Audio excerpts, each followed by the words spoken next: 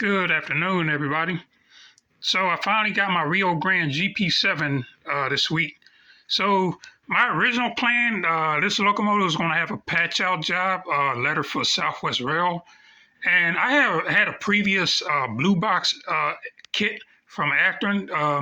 It was a power unit SW 1000, and I kind of had doubts before I even got this locomotive because the blue box kit, the orange, the orange seal is more red than it is orange. And if you notice, that is a big difference in the color. So the intent was to make it look like I was running, ex Rio Grande engines.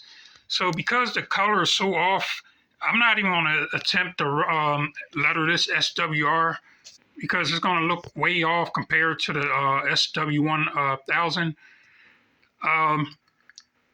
So I probably just leave it alone for now. I'll probably either run it as a single locomotive or I'm gonna probably pair it with the GP40. Haven't really decided yet.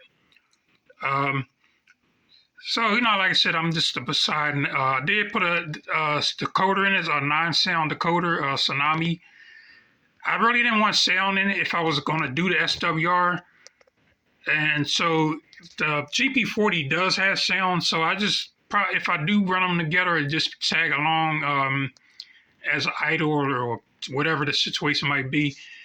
And my GE44 Turner was actually one of the original SWR locomotives on my layout. It's a Bachmann locomotive. It's not the best running locomotive. The motor is not that great. Decoder, I don't know what type of decoder is in it.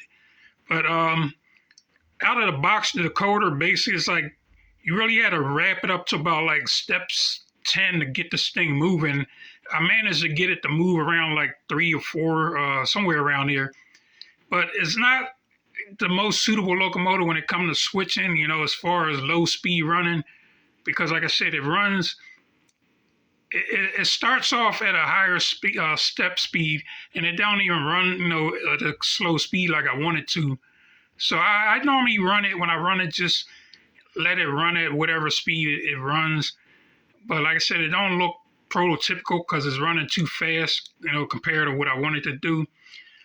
But it's the original. I plan to do some more locomotives. I probably do some Southern Pacific patch jobs. And like I said, I had originally wanted to do that with the Rio Grande.